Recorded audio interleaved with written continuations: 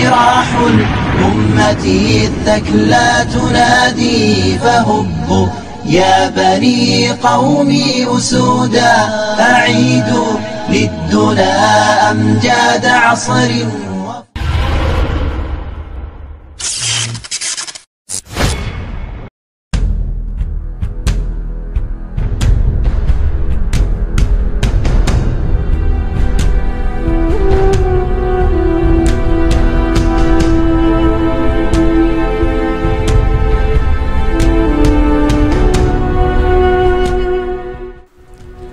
Assalamualaikum warahmatullahi wabarakatuh. Suatu hari Aisyah mengikuti Rasulullah SAW bersama rombongan. Tak kala rombongan hampir sampai di Madinah, Rasulullah SAW mengomandangkan kepada rombongan untuk beristirahat sejenak.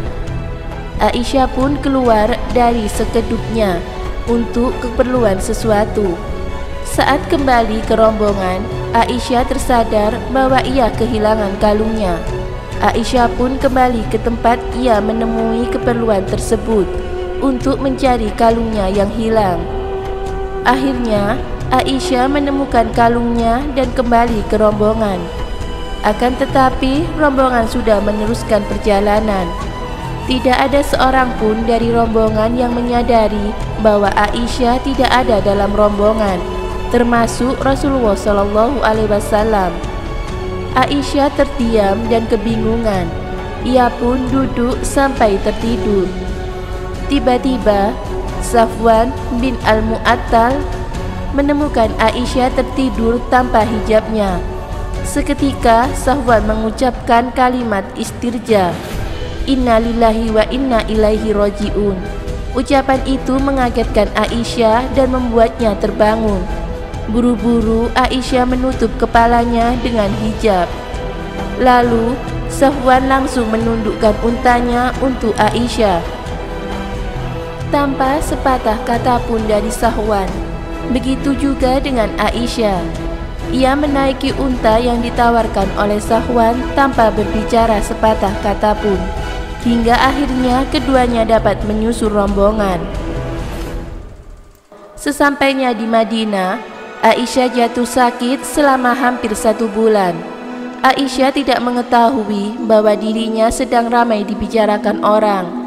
Hingga pada suatu malam, Aisyah ditemani Ummu Mistah pulang dari Al-Manasi, atau tempat untuk membuang hajat yang jauh dari lingkungan rumah. Ummu Mistah menceritakan bahwa dirinya sedang ramai dibicarakan orang dengan tuduhan melakukan perbuatan tidak baik bersama Safwan. Kabar itu disebarkan oleh Abdullah bin Ubay.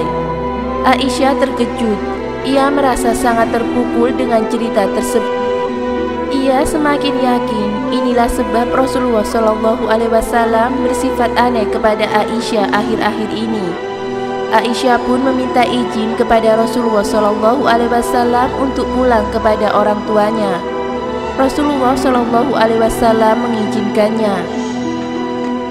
Saat Aisyah bersama ibundanya, Aisyah bertanya memastikan kabar buruk yang menimpanya tersebut. Ibunda Aisyah membenarkannya. Aisyah semakin sedih. Mengapa tega sekali Abdullah bin Ubay dan orang-orang menuduhnya tanpa bertanya? Aisyah sehari semalam hanya menangis. Rasulullah SAW merasa resah, bingung dan gelisah. Mengapa Allah Subhanahu wa Ta'ala tidak cepat memberikan klarifikasi atas berita tersebut? Akhirnya Rasulullah SAW memanggil sahabat-sahabatnya untuk dimintai pendapat. Sahabat Usama bin Zaid dan Barirah pun memberikan pendapat. Selama keduanya bergaul dengan Aisyah, keduanya tidak pernah mendapati dirinya suatu keburukan. Lalu Rasulullah SAW menemui Aisyah dan mengatakan, "Semoga engkau dijauhkan dari tuduhan ini, dan jika memang benar engkau melakukannya, segeralah bertaubat kepada Allah Subhanahu wa Ta'ala." Hingga suatu ketika Allah Subhanahu wa Ta'ala menurunkan wahyu surat An-Nur ayat 11-22. Kandungan ayat tersebut merupakan bentuk klarifikasi atas tuduhan yang dilontarkan kepada Aisyah. Akhirnya, Aisyah terbebas dari berita bohong tersebut. Rasulullah SAW sangat gembira, begitu juga dengan Aisyah. Ia juga merasa malu bahwa ceritanya akan diabadikan dalam Al-Quran. Kejadian tersebut akan dikenal dengan sebutan hadisul ifki atau berita bohong. Dari kisah tersebut, kita dapat meneladani sifat kehati-hatian Rasulullah SAW dalam menghadapi suatu berita. Rasulullah SAW tidak langsung mempercayai suatu berita secara mutlak, apalagi menyebarkan seperti yang dilakukan oleh Abdullah bin Ubay. Akan tetapi, beliau mencari kebenaran berita tersebut terlebih dahulu. Begitu juga dengan Aisyah. Aisyah tidak mentah-mentah percaya cerita yang disampaikan oleh Ummu Mistah. Akan tetapi, Aisyah mencari berita terlebih dahulu kebenarannya. Wallahu a'lam bishawab.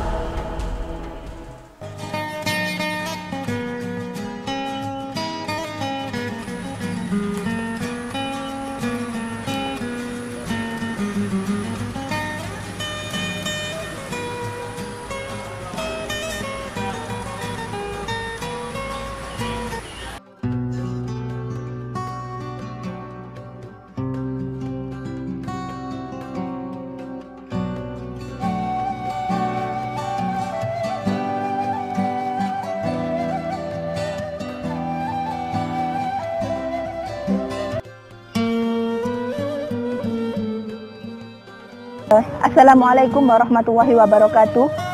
Rasulullah SAW adalah orang yang paling sabar.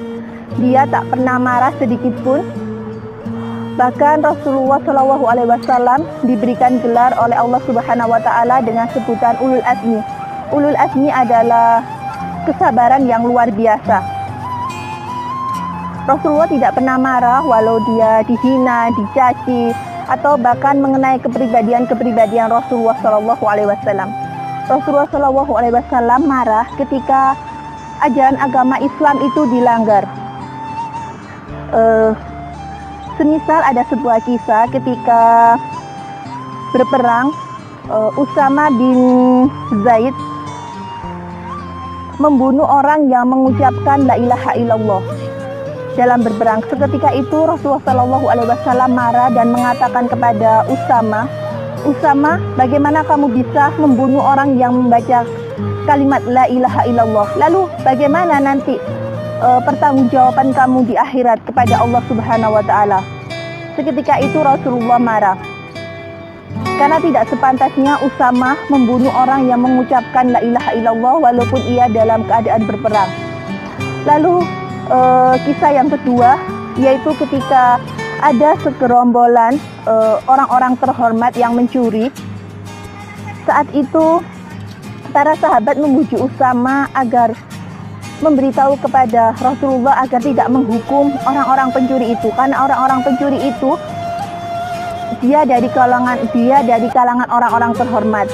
Dan seketika itu juga Rasulullah SAW marah dan berkata, "Seandainya putri kesayanganku sendiri, Fatimah binti Muhammad, yang mencuri, maka akan kupotong tangannya sendiri dengan tanganku." Begitu adilnya Rasulullah dalam menegakkan agama Islam. Rasulullah tidak memandang ini anak saya, ini teman saya, ini orang lain, tidak memandang seperti itu. Rasulullah bersikap adil. Siapapun yang bersalah, siapapun yang melanggar agama Allah, maka dengan keras Rasulullah akan menghukumnya. Namun diriwayatkan dari Aisyah radhiyallahu an, Rasulullah SAW tidak pernah marah, bahkan juga tidak pernah bermain tangan, bahkan menyakiti fisik. Rasulullah SAW memukul hanya ketika Rasulullah berjihad. Sekian yang dapat saya sampaikan, semoga bermanfaat. Wallahu a'lam bishawab. Wassalamualaikum warahmatullahi wabarakatuh.